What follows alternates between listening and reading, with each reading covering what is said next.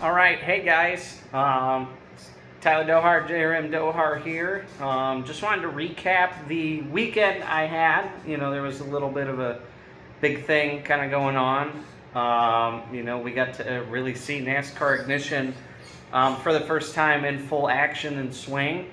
Just wanted to give my thoughts on it a little bit more in depth than my Twitch live stream I did on Friday after I got my hands on it for the first time to get to play it.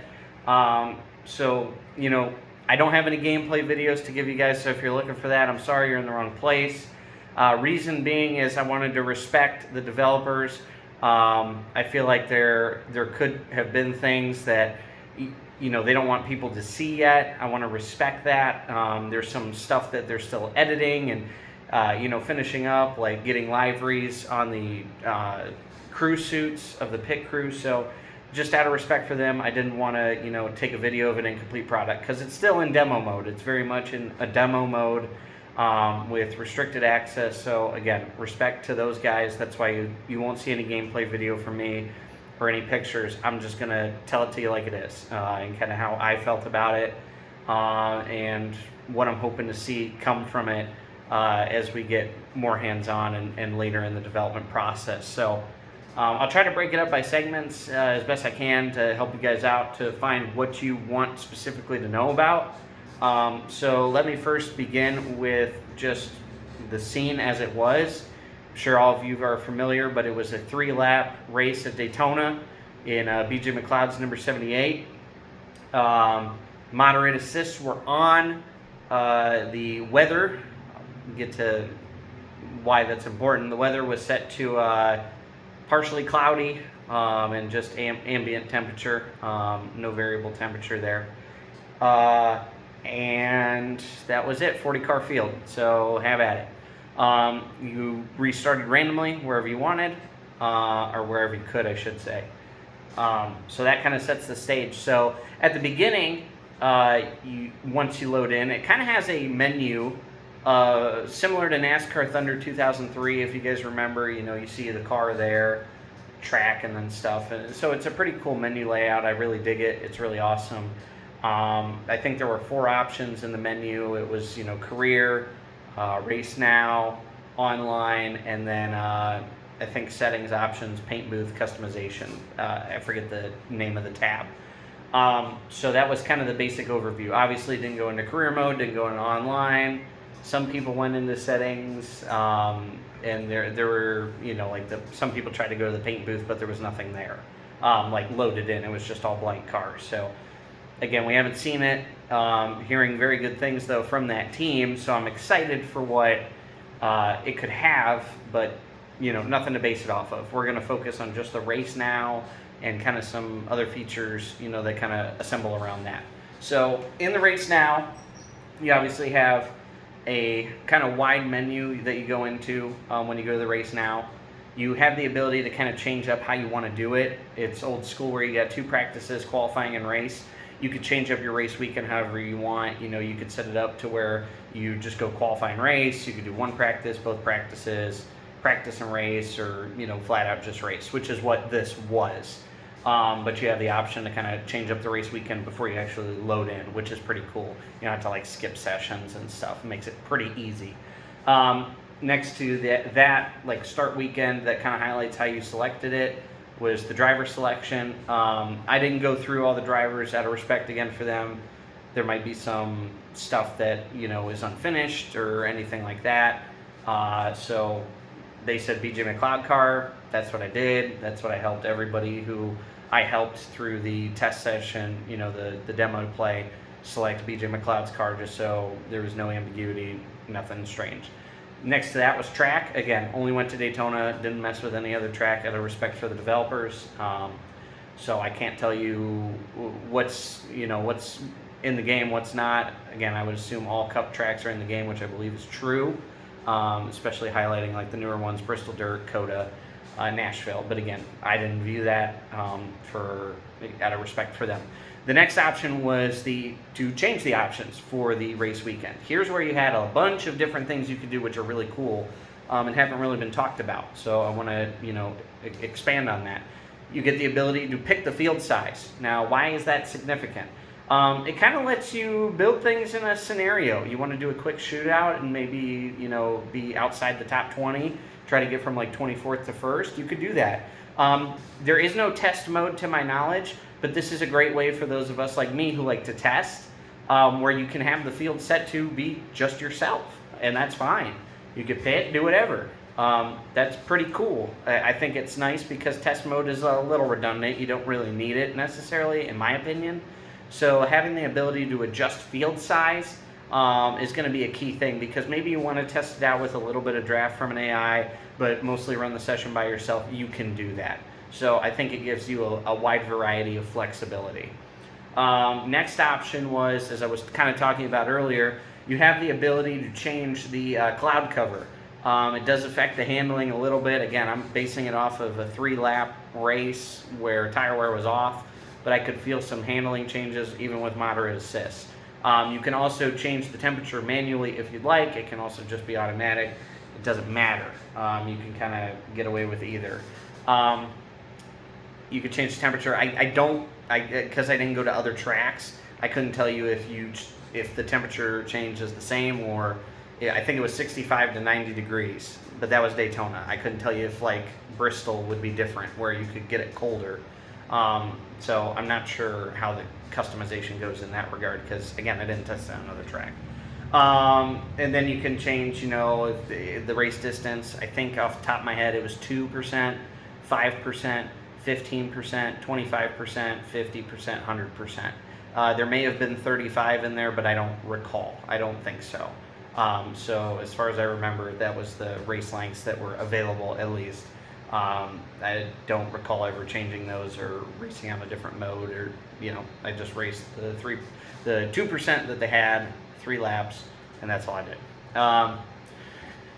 What else was there in that menu screen? That was about it from the customization point that I remember. I only went to that screen a few times when they would allow me to, again, out of respect for them. So I didn't want to just start digging through the game and looking for random things. I just kind of wanted to see it as it was, and that's exactly what I got. So going into the race now, let's actually go into that. There is a cool little part that wasn't a part of this demo that, out of respect again for the developers, I don't want to talk about, but it adds to the overall topic of this video will be the the environment. It'll be the immersion. We'll call it immersion. That's the word I was looking for. Immersion is going to be the topic of conversation with everything surrounding the 3-lap race at Daytona we had. There is a neat little feature that you can turn on or off at the beginning of each race weekend. And you put 2 and 2 together to figure out. I'm not going to say it, again, out of respect, because I didn't get to see it. I was told to me, though, so I'm excited for that. You load into the race weekend. We did just, again, race now. So when you're loading in, kind of gives you a highlight of, it showed William Byron because he won the Coke Zero sugar-free 400 last year. Shows you, him and kind of some facts, like the temperature and stuff like that. Then you load in and it shows the trophy, which is really cool and good detail. And then it goes to pre-race kind of festivities. You get the flyover, you get the Star Spangled Banner going, or National Anthem, excuse me, same thing. And then you have the drivers, on pit road. Their faces are scanned in. It looks a lot better than Madden. Has anybody played Madden 22? Oh my gosh, half the players, I can't even recognize them, and the other half barely have similarities. These guys look very good compared to their relative person. Again, it probably could get cleaner. We're in a demo. I'm not going to gripe about the graphics too bad from that standpoint, because I'm sure it's a work in progress. But the face scans of these drivers is very, very well done, and I think it replicates the drivers very well. Again, I only saw maybe 6 or 7 of them, but, like BJ McLeod, I think I saw Eric Jones, Joey Logano, Brad Keselowski, looked very similar to how they look in real life, which is good. Again, immersion. So once that's done, you get a little iPad handed to you. You're sitting in the car. It has NASCAR Ignition on it. that's where you can go to kind of look at your setup screen. Now, again, with setups, keep in mind there are only 5 sliders right now. They do handle vastly different. I was allowed kind of a little flexibility to play with those. Again, medium assist, so take it with a grain of salt. There wasn't much difference with that because the assist is going to pick you up on that. But the looser preset, if you hit the apron at full speed, would start to hook your car around as it should. You know, when I came off pit road, I pulled a Michael Waltrip from that one dual race where he got up on the banking too quick and lost it. I did that.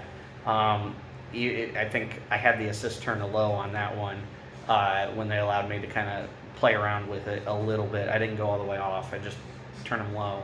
That was pretty cool because, again, that's what should happen. NASCAR Heat, you could kind of just like, you can get up on that banking and you'd stay there. You couldn't get back down. Well, once I got back up on the banking, I tried to get back down and I started to, but then the rear end was already around on me. So, again, really cool feature that I think goes unnoticed is the realism and the physics. So you got the iPad there. You can adjust the settings. There's probably a couple other things. You can look at leaderboards and stuff like that. Then you look at the crew chief. I don't know if that actually was the crew chief for Team Live Fast. I can't recall the gentleman's name right now, but he's in good detail. He's blinking. His face is active. You've got pit banners all around. You know, you're kind of sitting in pit road in your car with an iPad ready to go racing. And crew chief says, "Are you ready?" You say yes, so you go. Then you get put out on the track. You get, like I said, you kind of like almost like NASCAR Heat Restart. You kind of get to just go out and about a little bit before the green flag, you know, before you cross the start-finish line in the restart zone.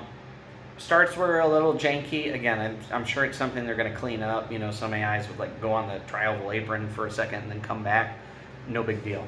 But the first thing I noticed when I was first playing, I'm driving on a controller, but you know, I'm driving and I see this huge airplane flying, and it's Air Force One landing on the back straightaway at Daytona while I'm driving. Talk about like a neat little like nugget that I just took and ran with. It was so cool. But from there, I mean, the draft, it kind of felt like I've been to a couple Daytona races now. That was my third one, and this rules sort of package. And man, you know, if you were too far behind or like last car, you could lose the draft potentially, just because of how the draft was working. I mean, once you were in it, you were in it. And I would try bump drafting, and it was very good. You know, you'd see the car in front of you get a little squirrely. You'd get a little squirrely too. Daytona was so much wider, easily 3 lanes. Widest it's ever been in a NASCAR video game, bar none. It was awesome, and I can't wait to go online with it. You know, those are just little things I picked up as I was driving.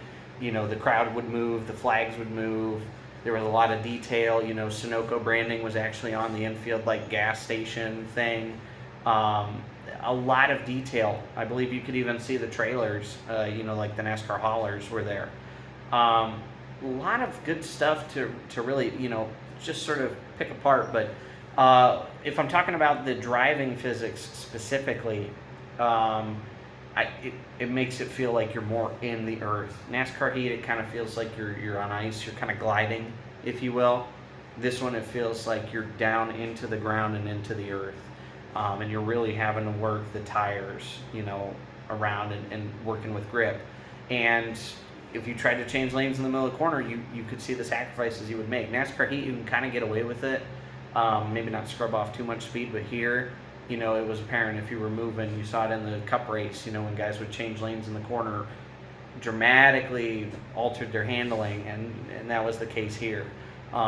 I'm not going to say it was like iRacing, but, you know, when I played iRacing, the demo they had there, and I played Ignition, I was picking up more similarities than I would with NASCAR Heat. Again, it's not iRacing. It's not trying to be iRacing. I hope some other content creators understand that, but this was a lot more immersive than iRacing. In my very limited experience with iRacing, it feels like there's no world outside the racetrack. Here, though, I felt like there was life going on beyond just the racetrack walls and grandstands. There was lots of things going on, which is what I like about the immersion of it. If you win, the victory lane celebration is pretty dope. Again, face scanned in driver, looks really good. Looks pretty clean actually, even for an early build. If you go down pit road, well, first off, God bless, you have pit options while you're driving, so you can change, your tire pressures, the amount of fuel you want to put in, tape. You can take either just lefts or rights. Finally, just left side tires is an option.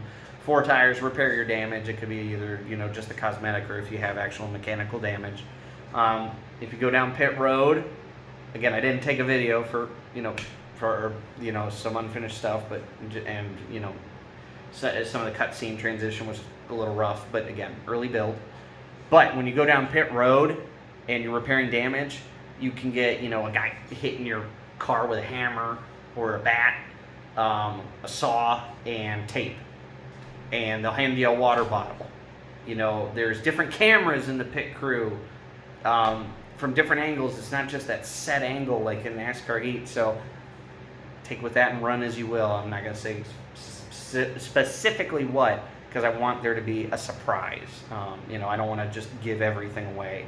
I think that takes away from the excitement that I have about it, and why I'm going to make a long video of just me talking about NASCAR Ignition 21.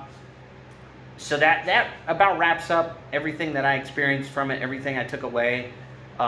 Just asking some questions in general to the guys, and again, some information I'm just sworn to secrecy on. It's not big stuff, but one thing I did want to make mention, I don't know the specifics, but I can tell everybody that the servers are not going to be on the same servers as the NASCAR Heat games were. So everybody who's done online racing for a while knows how bad those were. It's finally going to get an upgrade. We're finally going to get a more stable online experience. Specifically what that entails, I don't recall, and if I did, I probably wouldn't say anything because I don't want to get it wrong. But it's going to be very good, and it's a lot more stable. I'm certain of it. I would put a full stamp on that. Other general things, I didn't get to do anything with the career mode, obviously, or other tracks, so I couldn't really I'm basing it all off of Daytona and the driving. Even on low assists, I was really starting to feel the skew of the cars. How you see them where the right rear is kind of out a little bit ahead of the right front when they're coming down the straightaway.